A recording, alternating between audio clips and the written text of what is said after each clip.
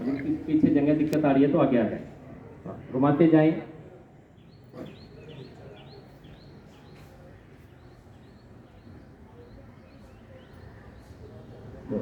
विश्राम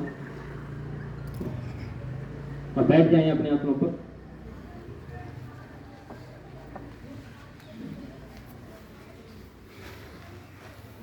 दोनों हाथ पीछे कर सकते हैं, सामने पैरों को फैलाकर बैठ जाएं।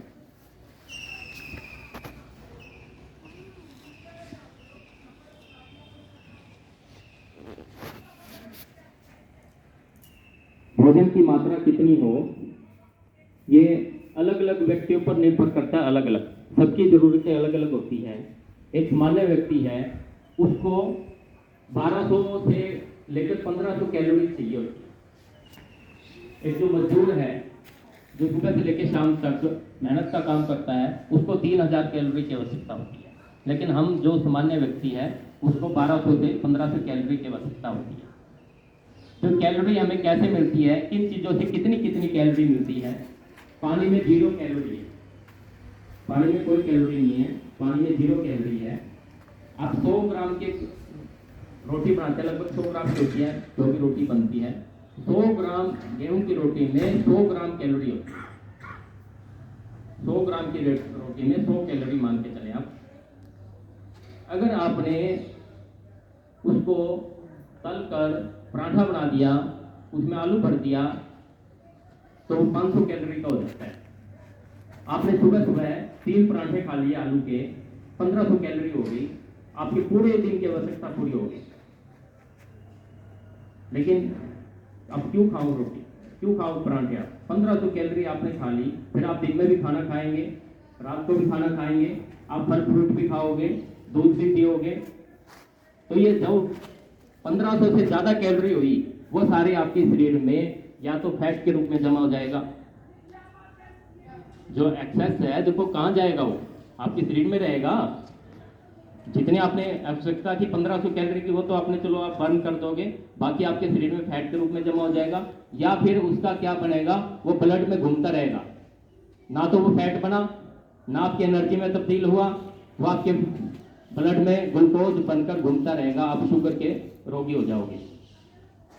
तो इसलिए हमने अपनी कैलोरी को देखते हुए भोजन करना है। आप जितना फ्रूट खाते हैं, 100 ग्राम फ्रूट खाया आपने, सिर्फ 25 कैलोरी है,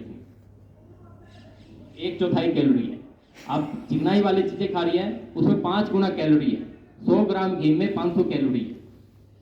तो आपने एक्सेस भोजन नहीं खाना, ज्यादा भोजन नहीं करना, अपनी जरूरत के अनुसार। तो एक आसन नोट करेंगे, कमर चक्कर आसन। दोनों पैरों को खोल लें अधिकतम, फैलाएं पैरों को पूरा, अधिकतम खोलने दें इनको, पूरा खोलो पैरों को। जितना खोलेंगे आसन उतना अच्छा होगा। दोनों हाथ दांव सामने खींचे, थोड़ा फैला लें, हाथों को खोल लें, खोलो हाथों को। अब मैंने दाईं ओर घूमना है, पहले हाथों को ऐसे ही रखते हुए दाईं ओर घूम जाए, कमर को घुमाएं और अब आगे झुकते जाएं, इसी पोजीशन में आगे झुकते जाएं। एक हाथ कमर पे आ जाएगा, एक हाथ कंधे से आगे निकल जाएगा, ये पीछे आ जाएगा, ये आगे उधर चला हाथ कंधे से आगे निकालने की कोशिश करें। कमर दबाव डालें यहाँ पर, कुछ सेकंड का ठहराव करें, हाथ ऊपर नहीं लेके जाना रखमर। घुमाएं उसी तरह हाथों को, बाईं ओर घुमा दें, कमर को घुमाएं, फिर हाथ को पंजे से आगे निकालने की कोशिश करें, माथा घुटने पर लगाने की कोशिश करेंगे। आपके दाएं बाएं किडनियां हैं, ऊपर दबाव पड़ेगा, लीवर पर दबाव पड़ेगा, पेन क्रिया दब रही है।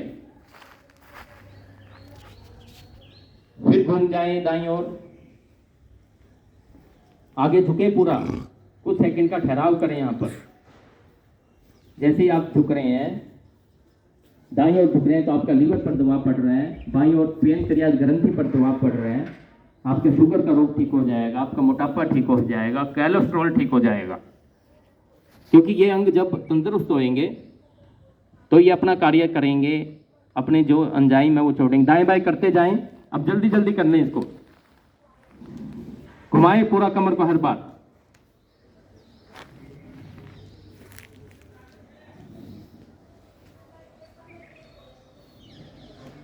माथा घुटने पे लगाने की कोशिश करनी है अपनी, क्योंकि आगे झुकेंगे तो उन अंगों पर दबाव पड़ेगा। डीपली होते हैं थोड़े से हमारे अंग, थोड़ा सा प्रेशर ज़्यादा देते हैं तब उन पर प्रभाव पड़ता है।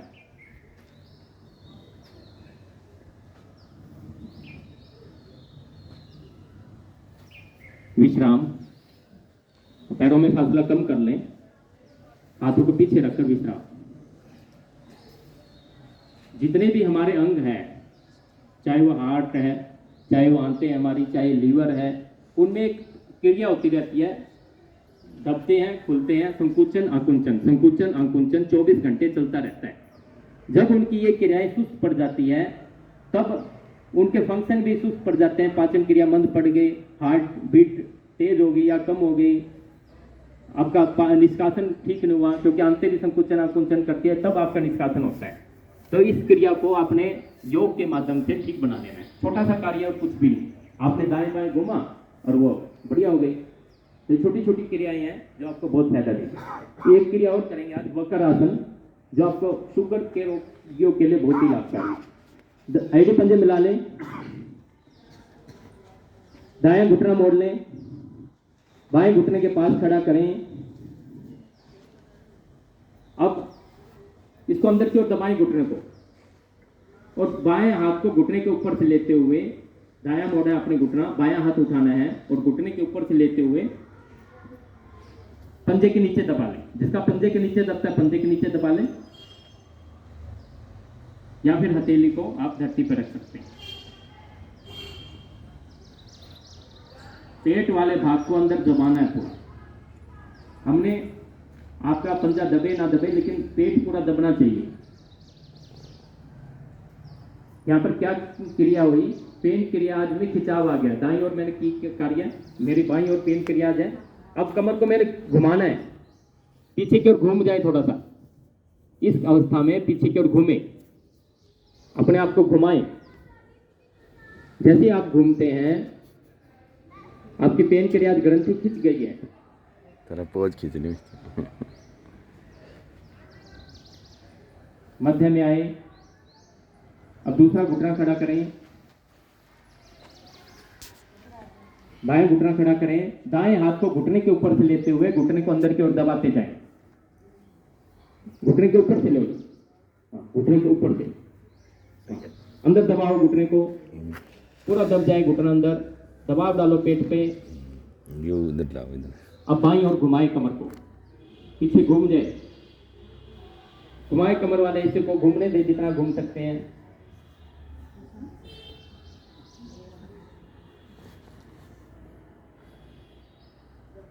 शुगर को खत्म करने वाला एक मात्र ऐसा आसन है जो शुगर को जड़ से खत्म कर देगा। कोई दवाई की जरूरत नहीं है, किसी गोली की जरूरत नहीं है।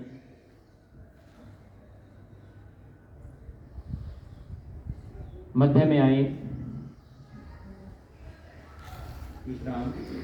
शुगर का क्या कारण है, जो भी हम भोजन करते हैं वो ग्लूकोज में बदल जाता है, शर्करा के रूप में, मीठे के रूप में। जितना भी भोजन हम करते हैं मीठे के रूप में बदल दिया जाता है, ग्लूकोज बोलते हैं उसको। और जब पेन क्रियाज ग्रंथि है, जब उसमें इंसुलिन मिलाती है तब वो पाचन के लायक बनता है। जब वो मेरी नस नाड़ियों में जाकर वो एनर्जी का रूप बदल लेगा। अगर उसमें इंसुलिन नहीं मिला, जब वो मेरी कोशिकाओं तक पहुंचेगा तो कोशिकाओं में उसकी एंट्री नहीं होगी, वो केवल ब्लड में घूमता रहेगा। कोशिकाओं में उसकी एंट्री कब होएगी, जब उसमें इंसुलिन है, अच्छी क्वालिटी का इंसुलिन है। कई बार इंसुलिन तो बनता है लेकिन अच्छी क्वालिटी का नहीं होता।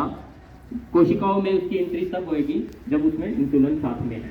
तो जब ये ग्रंथि काम करना बंद कर देती है तो हम शुगर के पेशेंट बन जाते हैं।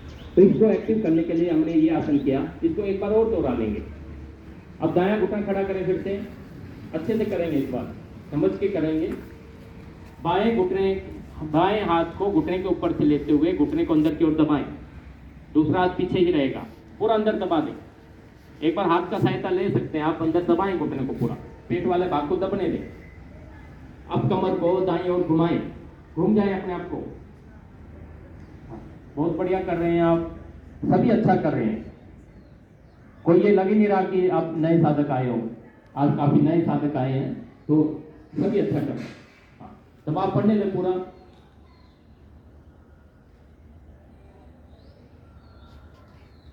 चार अनुभव हो गए, एक साइड थोड़ा पेन महसूस होगा आपको। वो जहाँ पेन हो रहा है वो आपकी पेन क्रिया ग्रहण की है, जहाँ पेन हो रहा है यहाँ जा। खिंचाव आया है, दबाव पड़ रहा है, हाथ थोड़ा लेकिन साथ ये में, सब होएगा जब आप पूरा भूल जाते हैं।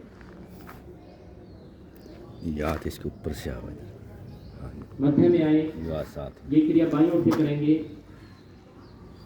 बायां घुटना खड़ा करें, बाएं घुटने को ऊपर से लेते हुए घुटने को अंदर की ओर दबाएं, फिर बाईं ओर घुमाव दें अपने आप को।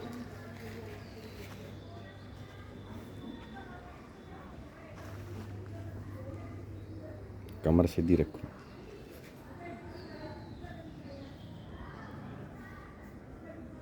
दूसरी टांग भी खींची रहेगी, उसको ढीला मत छोड़े।